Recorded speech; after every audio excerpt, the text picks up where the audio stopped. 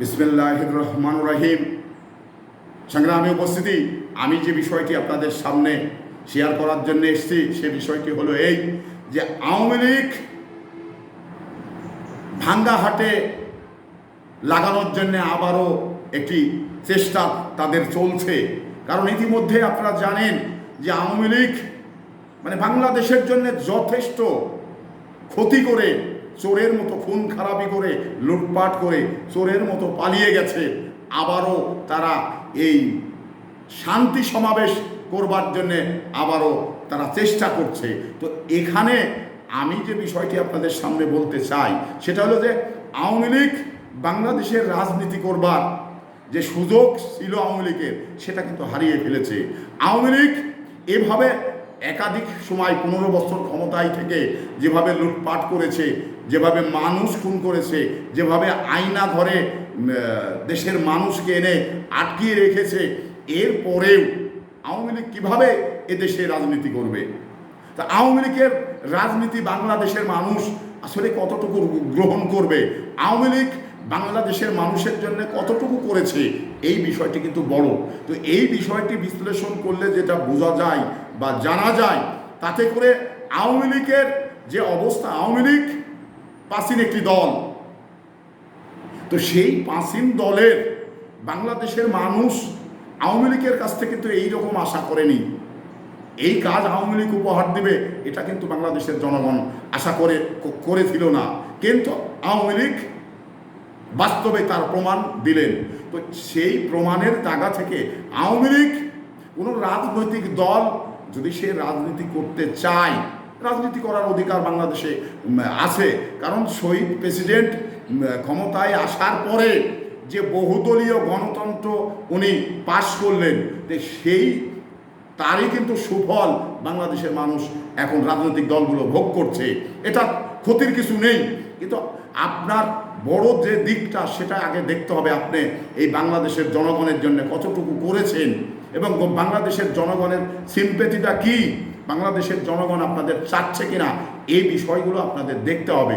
তো আপনারা, আমি মনে করি যে একজন বাংলাদেশের নাগরিক হিসাবে আপনারা যেটা করেছেন এটা রাষ্ট্রের জন্য একটি বড় ক্ষতির কারণ হয়ে গেছে, আপনাদের আওয়ামী লীগের জন্য একটি বড় ক্ষতির কারণ হয়ে গেছে। কারণ আপনারা যে যেখানেই, আসলে তো আপনাদের ভোট লাগেনি, আপনারা ভোটে প্রতিদ্বন্দ্বী করেই সরকারে থাকেননি, আপনারা জোর জাব্বর করে রাষ্ট্রযন্ত্রকে ব্যবহার করে আপনারা এই ক্ষমতায় ছিলেন। তো থাকুন, তাতে করে সমস্যা নেই। কিন্তু আপনারা যে এই জোর করে থাকার পাশাপাশি যে সমস্ত নৈরাজ্য করেছেন, যে সমস্ত আয়না ঘরের বাংলাদেশে জন্ম দিয়েছেন, যে সমস্ত খুনগুলো করেছেন, যে সমস্ত বেগম বাংলাদেশের টাকা নিয়ে বেগম বাড়ি পাড়া বানিয়েছেন, এই সমস্ত ঘটনাগুলো বাংলাদেশের মানুষ এখন প্রত্যেকটি মানুষ কিন্তু জানে।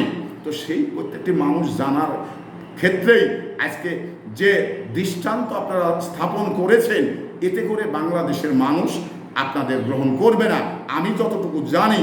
তো এখানে আপনারা ভাঙ্গা হাট আবার লাগানোর চেষ্টা করছেন, পালিয়ে যাওয়ার পরে আবার আপনারা এই দেশে যারা আছেন তারা একটা অস্থিতিশীল পরিবেশ করার জন্যে আবারও শান্তি মিছিল করতে আসছেন।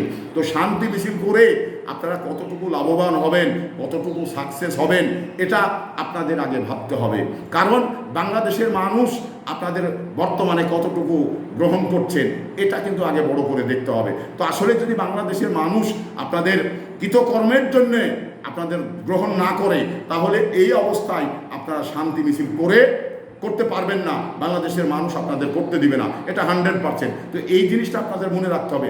বাংলাদেশের মানুষের সিম্পেথি আসলেই আপনাদের প্রতি কতটুকু আছে, আপনাদের বাংলাদেশের মানুষ আপনাদের এই শান্তি সমাবেশের নামে যে একটা নৈরাজ্য কর পরিবেশ তৈরি করবেন, এটা কিন্তু বাংলাদেশের মানুষ জানে, বিগত সময় দেখেছি।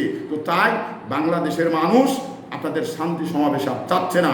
এরপরেও যদি বাংলাদেশের মানুষের কথা উপেক্ষা করে আপনারা শান্তি সমাবেশ করার চেষ্টা করেন, তাহলে কিন্তু বাংলাদেশের মানুষ আপনাদের যে প্যাদানি দিবে, যেটা আপনারা পালিয়ে যে সে প্যাদানি থেকে রক্ষা পেয়েছেন, যে আবারও যদি শান্তি মিছিল করতে আসেন, যে বাংলাদেশের জনগণ আপনাদের যে প্যাদানি দিবে সে প্যাদানি খেয়ে এই বাংলাদেশে আপনাদের আর কারো ঠাঁই হবে না, বিদেশে পালিয়ে যেতে হবে। তো তাই আওয়ামী লীগের বন্ধুরা যে যেখানে আছেন ওখানেই থাকেন, আর বেশি কিছু করার চেষ্টা করেন না।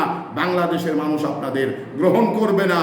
আপনাদের শান্তি সমাবেশের নামে বাংলাদেশের মানুষ নৈরাজ্য আপনাদের করতে দিবে না। সে সংগ্রামী উপস্থিতি, এই আশা ব্যক্ত করেই শান্তি সমাবেশের নামে যদি আওয়ামী লীগ নৈরাজ্য করে, বাংলাদেশের মানুষ সবাই মিলে ওদের পেদানি দিতে হবে, পেদাতে পেদাতে একবারে বিদেশে রেখে আসতে হবে।